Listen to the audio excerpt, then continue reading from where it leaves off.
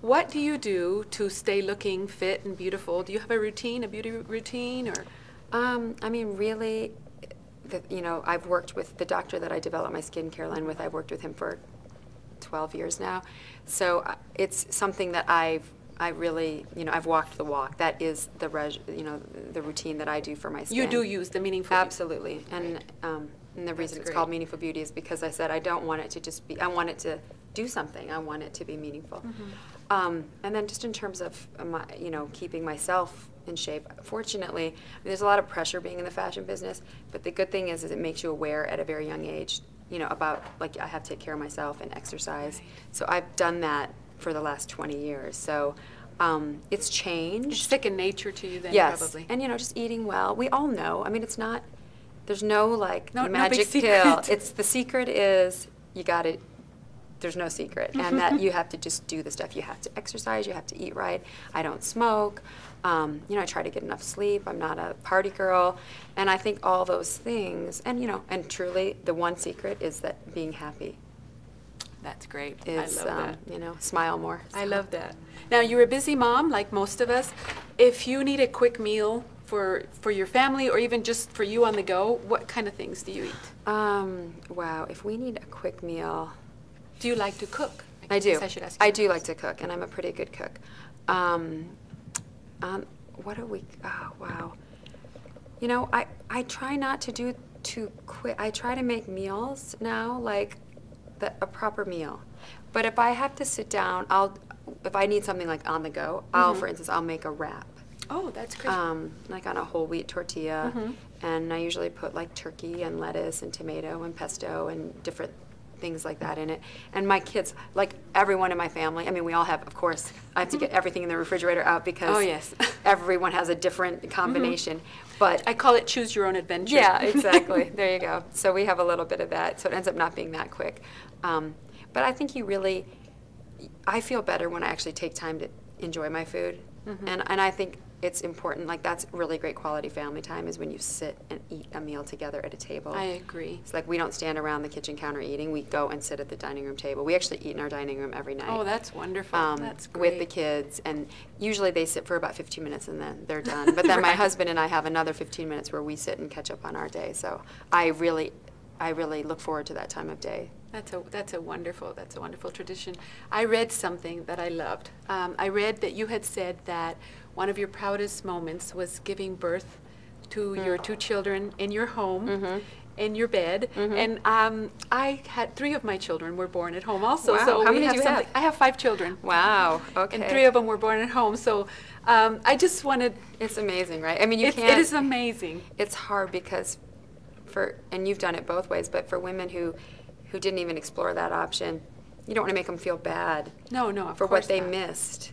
But the thing, and I don't know if you saw Ricki Lake's new movie called The Business of Birth, but it's available on Netflix and it's amazing. And she gave birth to her second child at home. But what I think has happened with birth in modern times is that, yes, everyone wants a healthy baby, and that is the priority. But we forgot that the journey is for the woman. It's so transformative, I guess is the right word. And we have taken that away from women. It's like, having gone through that, it's like when people say, who gave birth to your baby, they're usually asking about your doctor. Exactly. And I'm like, no, exactly. I gave birth to my child, and there's no doubt about it. There was, there was a midwife there who was kind of in the background, but, and going through that gave me so much confidence, and that confidence translated into being a more confident parent. Yes. And I think that's got lost somewhere. We've given away our power. Totally. Yes. You go into the hospital, they they give you, people say, I don't want to feel any pain. Well, if you even think about that, I don't want to feel. That means you're shutting down your feelings. So, I don't know. You can't choose one or the other. You have to be able to feel both. Right. To be able to feel the joy, you have to be able to experience the pain too. Yeah, and sometimes. the pain, even in itself, it's like, it's so heightened. It is. That I don't know. I wouldn't have done it any other way. I'm so happy I did that. It was a great experience for me and for my husband. And for the babies, I think. I think so too. I got an email from a friend last night whose wife just gave birth to their first child, and he said that as he held that baby and gazed into her eyes, he was changed. And he said, I can say without any question that I'm a different man than I was yesterday. Right. And how do you think that motherhood has changed you? My sister actually said to me when she had her kids, which was before me, that she said the great thing about having kids is you don't have to like figure out your priorities anymore because you look at them.